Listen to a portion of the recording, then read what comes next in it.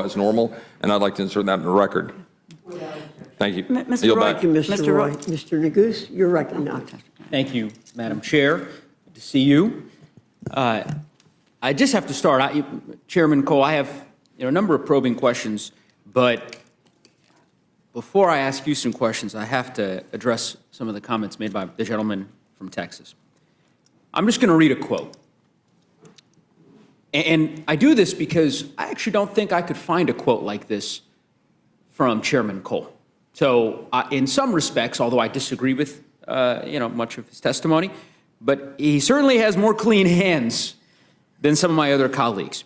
Quote, "Let's not fund a government that's going to be exacting tyranny over our American brothers and sisters."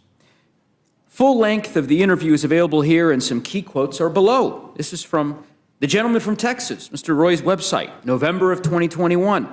Should any Republican vote to fund an executive branch? In other words, should Article 1 Congress, which has the power of the purse as the founders gave us, should we give any dollars to the executive branch for President Biden to issue unconstitutional and unlawful mandates that are causing people to have to choose between their livelihoods and getting a vaccine which they don't want? Let's stand united. Let's not do what these 13 Republicans did last Friday and go side with Nancy Pelosi. Let's not fund a government that's going to be exacting tyranny over our American brothers and sisters. This is from Mr. Roy. Spare me. Hold on. No, Mr. Roy, it's my time. It's my time. You certainly made that clear with the chairwoman. Spare us.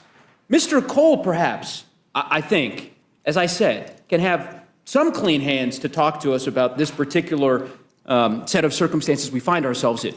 You cannot. There might be other colleagues of yours, I think, who might share Mr. Cole's worldview, but I don't know. I thought I've heard everything in Congress, but to hear my colleague from Texas, his indignation about the government shutdown as he instigated and tried to instigate shutdown after shutdown, just 3 years ago, 4 years ago. This isn't distant memory.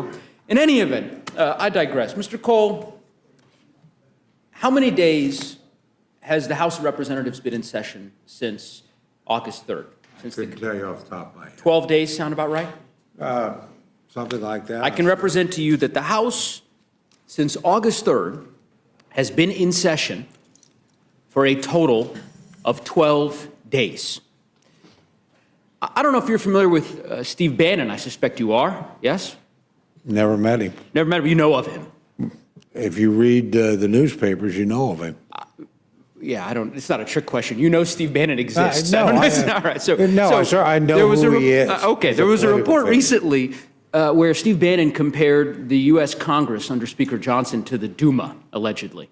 You think that's an apt comparison? No, I don't. No. Would it surprise you to know that the Duma has been in session longer this fall than the United States House of Representatives? I don't know that the Duma sessions make very much difference. Well, I'm not so sure they make much difference here, given the way in which Republicans are capitulating to every demand that President Trump makes. I think it is shameful that the House has been in session for 12 days since August 3rd. 54 days out of session. You cannot possibly, Chairman, you've been in Congress for some time. You can't possibly defend a 54-day recess, the second longest recess in the modern history of the Congress. You would defend that? You should probably direct that sentiment toward the United States Senate. The Senate decides when the House is in session? No, if you'll let me finish my well, my no, point. because I don't. My point is, we sent a bill in plenty of time over to the Senate to keep the government open functioning. All these other issues you're concerned about could be addressed, could be debated. Why not pass these bills? Whatever. Why not consider the bills on the floor? But we're waiting for the Senate to get back. Why wait? The Senate has now finally acted. Okay, Mr. Cole. Wasn't the Republicans that kept it from acting? I understand. Okay, You said that that's in my response concern. to Mr. McGovern. My question is, and this was what I think he was trying to glean from both you and the ranking member, there are plenty of appropriation bills that were passed out of committee. The House could have met the last week of September, any week in October, last week, yesterday, any time over the last 54 days. The House could be convened to consider these appropriation bills.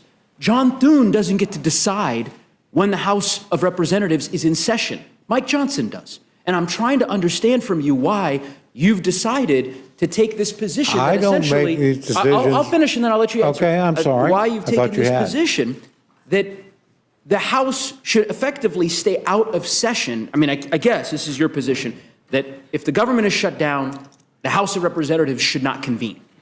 Is that your position?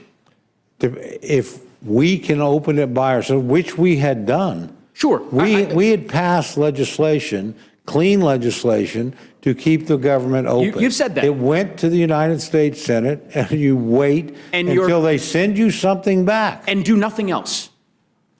That's What? my point. Do you know how many bills have passed out of committee this year that are sitting downstairs at the floor, the desk in the House? 150.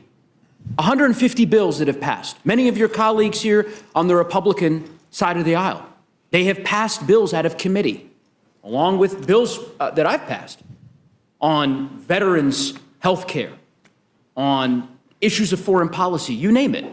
The House has refused to consider any of those for the last 54 days. I'm trying to understand why. Why not just say to the Speaker in October, you know what? Call us back.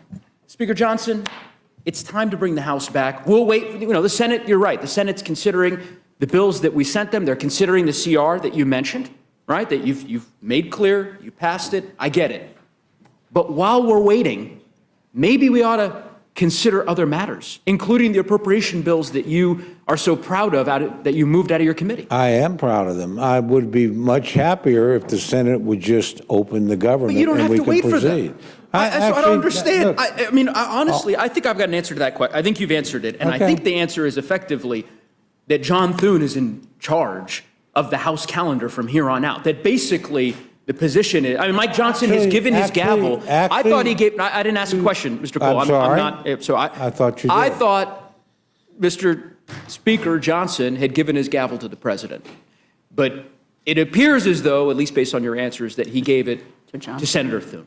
Because there is no excuse for the Speaker's decision to keep us out of session for 54 days. And by the way, this is no excuse for the government to be shut down. Mr. You Cole, and your colleagues that have wasn't a voted for that question. I'll ask you. repeatedly. I'm happy to ask you a question, because it seems like you are very comfortable with the House being out of session for extended periods of time.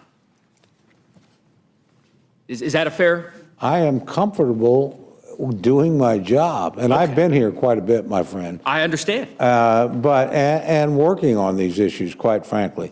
But we didn't vote to shut down the government in the House. Okay, you mentioned you've been here a long and time. to be fair, my Senate colleagues didn't vote to shut down the government, and Got a it. majority of the Got it. United States You've Senate, made that including position clear. members from your party. You've made your did not position vote. clear, Mr. So Cole. I think the people that shut down the government You said can take you've made your responsibility position for clear. shutting down As the you government. said, you've been here a lot longer than I have, and that's certainly true. I haven't been here for long.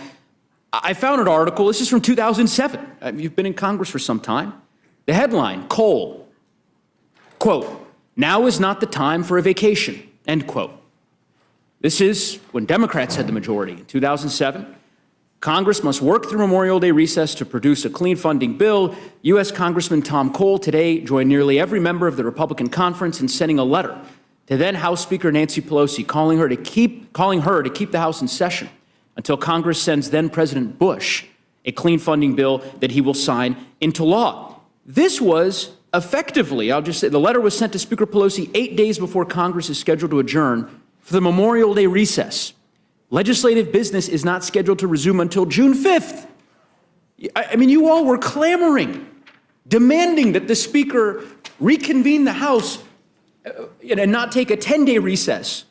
And now what? We're in week 8 and we're finally here? And you won't say a word of criticism about the Speaker's strategy in keeping all of us? I reserve my criticism for the people that shut down the government of the Well, United States. I and think have it is kept it rich. shut down for 40-odd days. I think and it made is- sure recipients didn't get it. I Made think sure it's people rich. didn't get paid. That's Mr. who Chairman, I'll I think it's criticize. rich. Again, I would just simply say that if the shoe were on the other foot, I don't think, honestly, I don't think you would hesitate, to to call the Speaker's actions disgraceful, to keep us out of session for 54 No, days. But in not any call. event, that's fine. Let's talk about the last 54 days. So the Speaker, he said something that was fascinating. I thought it was a really interesting quote. If I can find it. Here we go. Yeah, that was interesting. So the quote is, House Republicans are doing some of the most meaningful work of their careers. They are in their districts. I don't want to pull them away from that. You agree with the Speaker's comments? I don't speak for the Speaker, but I don't disagree with him. Look, we're waiting for the No, Senate that's to not the do its question. job. That's not the question. You No, answered it. You answered it. I don't Okay, so Chairman, disagree with the it Speaker. sounds like you're saying that you agree that with the Speaker. Republican members were doing some of the most, quote, meaningful work of their careers during that 54 days. I assume you were here in Washington and back in Oklahoma? Yeah. Right? Did you have any in-person town halls? No, None. 54 days? did several teletown halls. Teletown halls. But you've done in-person town halls before. I know that to be true. Why not? 54 days is a long time. Not one town hall? Nope. Did you visit any of the federal facilities? Oh, I in visited your federal district? facilities. I've done multiple meetings with chambers of commerce, Rotary clubs. It's been highly visible. I don't know if you heard my colleague, Ms. Fishbach. She took great umbrage at this notion that, that Republicans were somehow on vacation. Did you make it down to the Mar-a-Lago Halloween party? No. You didn't get the invitation to the Gatsby No. invite? No. I don't know. It would be interesting. I don't know if any of her colleagues here on the other side of the dais made it down there. It strikes me that it would be hard to describe Guy went camp. the last 54 days, at least from what I've seen, as meaningful work on the part of my colleagues in the House Republican Conference. But, again, that's something you'll have to defend, and folks will defend to their constituents.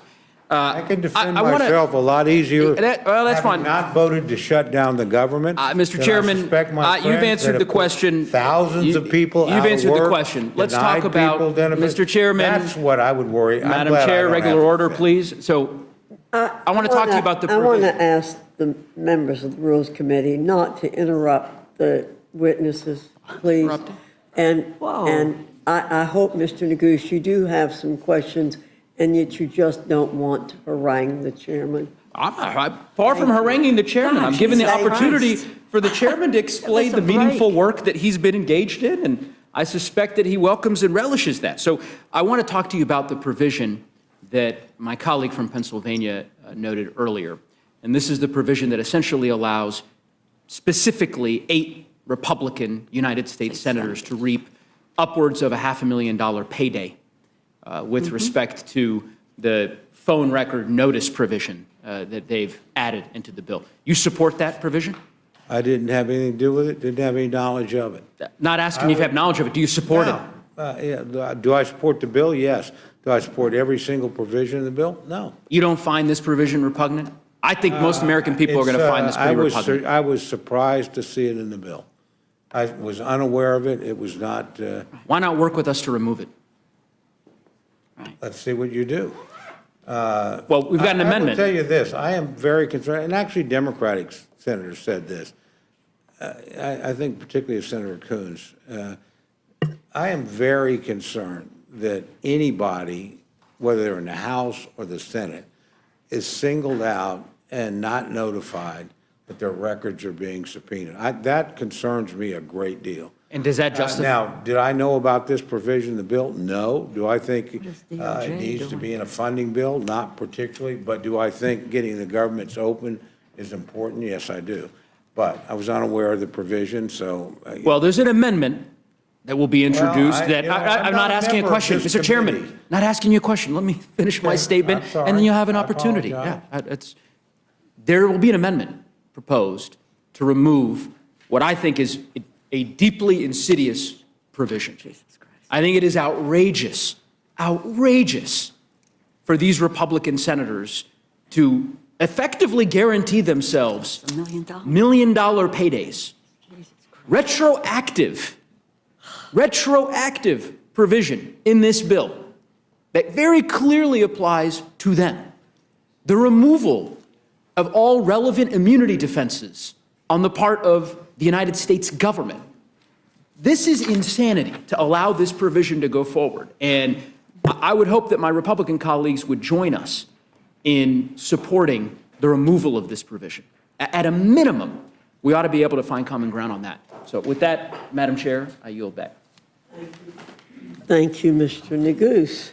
Mr. Langworthy, you're recognized. Thank you, Madam Chair, and I, like all of you, are here in Washington today instead of celebrating the incredible veterans in our district and across the country. But as members of the Rules Committee, we begin the important process here in the House that will finally end this shutdown madness.